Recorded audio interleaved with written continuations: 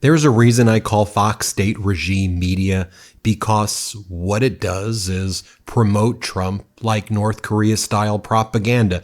It is an arm of the authoritarian Trump regime. Let me just give you some exhibits, and I'll show you what went down over the weekend when we learned that Donald Trump's approval has dropped to 39% in the latest ABC Ipsos Washington Post poll. Pew Research has him at 40. The latest CNN poll has him at like 41, 42. And his numbers across all of the crosstabs severely underwater.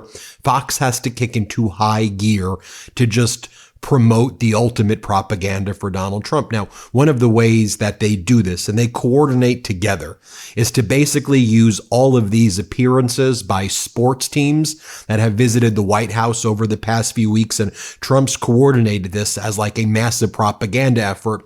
And the White House and Trump regime media, Fox, use this to say, look how normal things are. Trump has made things great. I mean, look, you've got the Dodgers showing up there, and you've got all these professional athletes who are there at the White House. Aren't things great right now? Let me show you what they do. Here, play this clip from yesterday's show with Brian Kilmeade. Let's play it. In closing, I got some optimism. I think in Trump term two, people are seeing him as the American president, not the MAGA one. I mean, for example, this week, Vince Vaughn in the Oval Office, unsolicited, just wanted to say hi. Do you remember when President Trump went to the UFC event? Guess who walked over? 7'1" Shaquille O'Neal, just to say hi. Or a World Series championship team showed up at the White House. Guess what? Everyone showed up. The LA Dodgers, there they are, from the left coast, meeting the right conservative president. It truly feels, in many ways, like we're back to a normal presidency. You know, where you're critical of policies you don't like and supportive of the ones you do like. And you see what the Chiron said, people seeing Trump as U.S. president, not MAGA. Now, they infuse all of this propaganda knowing that Donald Trump's approval is absolutely plummeting. As Hemant Mehta says, if you ignore everything the president is actually doing, yeah, I'm sure it is very, very normal. And again, you know, just to give you some additional data points right here, take a look at the S&P 500 change from inauguration day through April. One of these is not like the other. The headline from Drudge, historically unpopular, Trump has the lowest 100-day score in 80 years. You take a look at the port of Shanghai, you take a look at the port of Long Beach, and you see freight volumes, shipping volumes, and trucking volumes in the United States absolutely plummeting. We're about to run out of supplies here in the United States, and Donald Trump took that trip to Rome over the weekend where he wore a blue suit and he fell asleep during Pope Francis's funeral, while we also learned that the Trump regime deported multiple U.S. children, including children with cancer, to foreign countries. You don't get much more cruel than that. But state regime media known as Fox wants to normalize all of this. So let me show you what else they're doing. So they have on Kari Lake on a Maria Bartiromo show. And here Kari Lake talks about Doge is doing great. I'm just so happy to see Doge. I'd love for Doge to fire me. That's what Kari Lake says. I'd love for them to fire me. Play this clip. Yeah. Thankfully, the president has brought in some really good fighters to D.C., people who don't want to become permanent creatures. I'm just as happy to Doge myself out of a job and go on and help President Trump in another way. But he's brought in people who want to get the job done, and these judges are trying to stop us from getting the job done. In the end, we will prevail. It's going to take a little bit of time, and it's unfortunate that these judges don't care more about America and the will of the people. Now, one of the Democrats in leadership from the Armed Services Committee, Democratic Congress member Adam Smith, was on the Shannon Bream show. And he tried to talk about, and good for him from going on this show, you know, he's trying to demonstrate how it's just so completely ridiculous that Donald Trump is like posting, now Vladimir, I don't like you doing ballistic missiles into Ukraine. You want to stop that? And Congressmember Smith is like, do you realize how crazy and weak that is? And then the Fox regime media host, Shannon Bream, tries to be like, no, that's how diplomacy is done, right? And she's speaking to the MAGA mush brain audience there. And I like that Democratic Congressmember Adam Smith pushes back, and it's like, what are you talking? You think that tweeting exclamation points is going to scare Vladimir Putin? Are you out of your mind? I love this moment from the Weekend Show. Play this clip. Actually going to step up and put pressure on Putin and make it clear that Putin is to blame for this war, and to put the economic sanctions in place and say, look, we're going to keep helping Ukraine until you stop this war. Yeah, and if how President much, Trump how does much of that was public? If he changes... Yeah. How much of that was public posturing? I don't know. But we are still at this impasse. You know. If it was public posturing, Putin got the message. And the message was, we're going to let you be and let you go on bombing. The message now is knock it off and let's get to the table. So we got to leave it there. Yeah, but if the message is a tweet, stop. Does Donald Trump really think that Putin's going to respond to a social media? And the issue of whether there will be sanctions ranked up as well. He needs to. We'll see. And part of this we know is in congressional hands as well. Congressman, always appreciate your time. Thank you. So then Fox brings on the National Security Advisor, Mike Waltz. And again, all of this is coordinated state regime propaganda. And here, National Security Advisor Mike Waltz, who started that Signal chat where classified war plans were leaked, and I'm sure we've reported on, there are dozens of other Signal text threads where I'm fairly confident that Russia, China, the Houthis, adversaries, and ally intelligence agencies alike, you know, who is an ally with the United States anymore, though, after what Donald Trump did, has access to all of our intelligence, because Donald Trump's like, I don't care. I don't even see this as an issue. Signal's not a big deal. Who gives a crap if we do this on Signal? That's Donald Trump's view, by the way. But anyway, Mike Waltz goes on state regime media, and he's like, with Biden, there was no end in sight to Russia, to the war in Ukraine. Now we're moving, we're making things better. Here, play this clip. But that he's expressed his frustration with both sides, but yet his determination. And if you go back to, we're 100 days in, Maria, just 100 days ago, Biden and his team had no end in sight. This was an endless war. This was a meat grinder of men and material and national treasure that really he had never defined victory. And President Trump is determined to use diplomacy to bring this war to an end. I mean, Donald Trump promised that on day one he was going to bring peace. He said, in fact, it would be easy. He said before he was in office, as soon as he got elected, he said peace in Ukraine in 24 hours. He's not doing that. And then Donald Trump told Time magazine this past week that it was all in jest.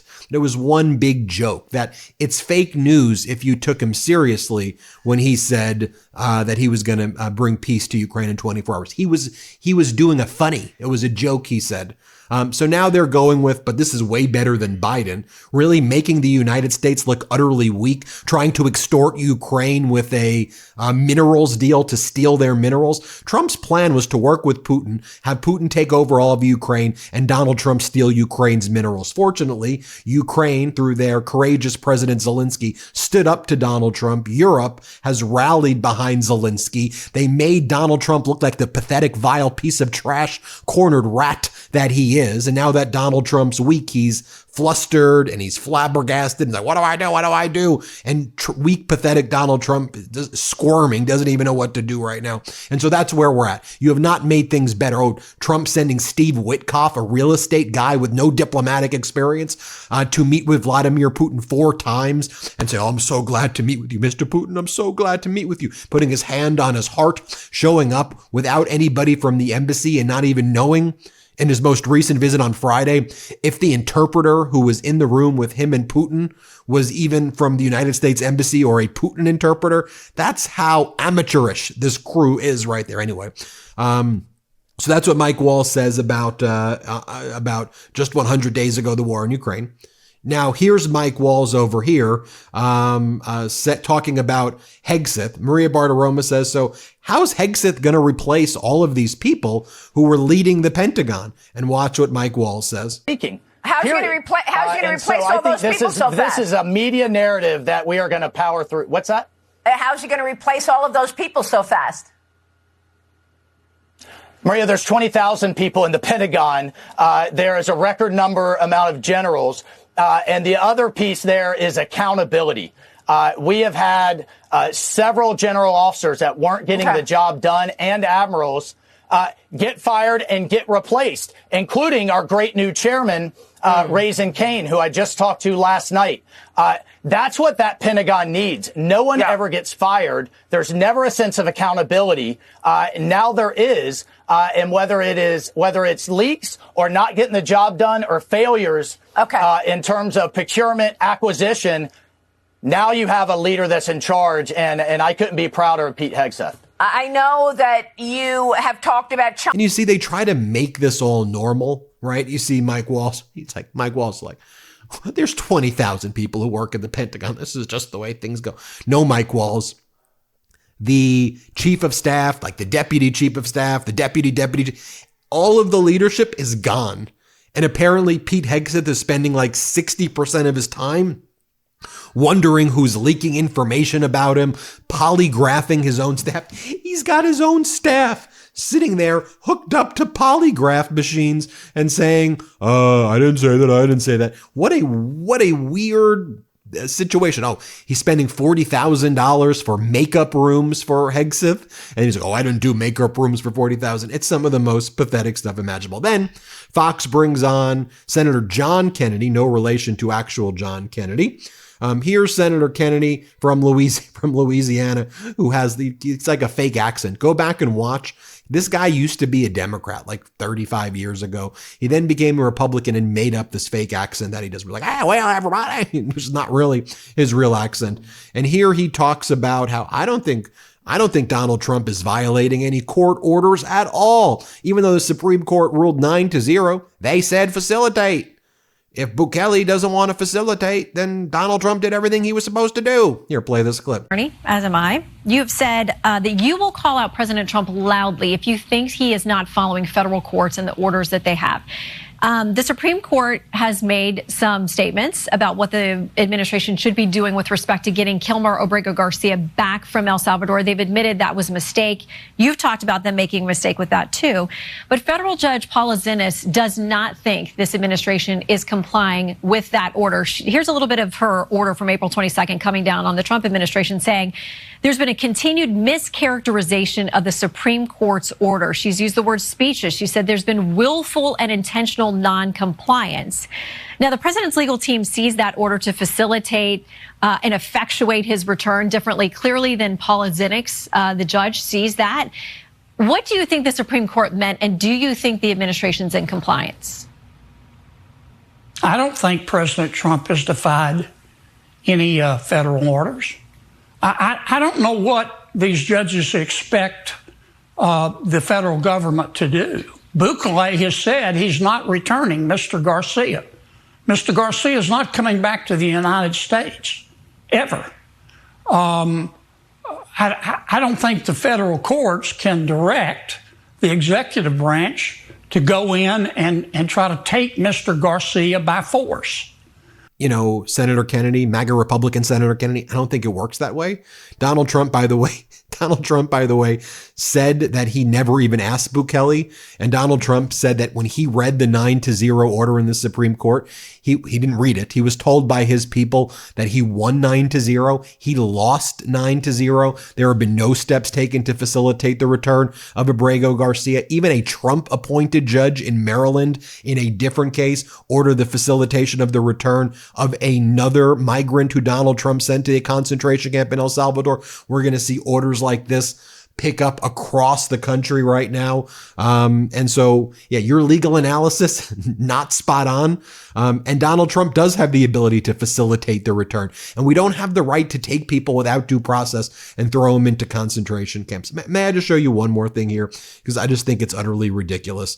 It's not on Fox, but I just want to show you the caliber of career. This is Brooke Rollins, Donald Trump's agriculture secretary, who's asked by Dana Bash, you've been saying that there are conversations going on with China over these tariffs every day. And Donald Trump says that he speaks to Xi Jinping, but Xi Jinping says it's fake news. China embassy says we're not talking to the U.S. And also we see where the ships are. They're all in Shanghai. They're not coming here. We can evaluate with objective data what's happening and that these conversations are not productive. Watch what this Brooke Rollins says here. Here, play this clip. You said that there are talks with China every day. Who are the talks with and at what level? Because the Chinese are saying that's not true. Well, according to our team in Washington, the conversations are ongoing regarding multiples of trade, but here, multiples of the trade goods that are coming out and going in. But the bottom line with China is this. They need us more than we need them. They need our money.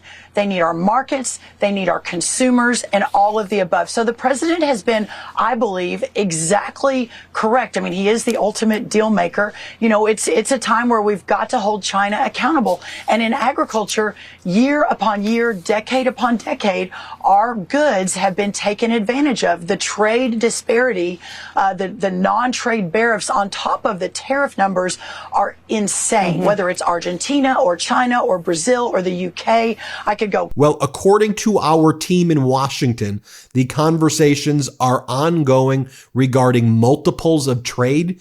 They're liars about everything. There's no conversations. There's no communications taking place. Oh, let me just show you one. I got to show you one more. Scott Bessent, Treasury Secretary, he's asked, hey, well, Donald Trump says there's 200 deals that he's done so far. 200 deals. There's 193 countries. What deals? And Bessent's like, oh, I'm talking the sub deals. The sub deals. The sub deals. Okay. Play this clip. President, the Time interview with President Trump, he said that he has made 200 deals on tariffs. 200 deals? Who has he made deals with? Is there actually any deal at this point? I believe that he is referring to sub-deals within the negotiations we're doing. And Martha, if there are 180... But those aren't actual deals. Martha, if there are 180 countries, there are 18 important trading partners. Let's put China to the side because that's a special negotiation. There's 17 important trading partners, and we have a process in place over the next 90 days to negotiate with them. Some of those are moving along very well, especially with the Asian countries. The sub deals? What the hell are you talking about, the sub deals? The problem with these people, we're seeing it in real time. They're the Bernie Madoff of government. Okay? This is a Ponzi scheme before our eyes. They're fraud. But Trump is a fraud. He's a felon. He's a fraud. He's a sexual predator. He's an abuser. And now he has all these people around him who are basically co-conspirators in the fraud on the American people. And the problem is that when you keep doing this, like a miracle, it's all going to go away, like he did with COVID, there's going to hit a point in a day where the shelves go empty, where there's nothing on the shelves. And then it becomes a catastrophic nuclear economic bomb versus you actually handling the situation like adults. That's why we're flagging this. Hit subscribe. Let's get to 5 million subscribers. Thank you all so much for watching. New Meidas merch drop. Check out the latest pro-democracy sticker packs, t-shirts, hats, sweatshirts, and more. All at store.MeidasTouch.com.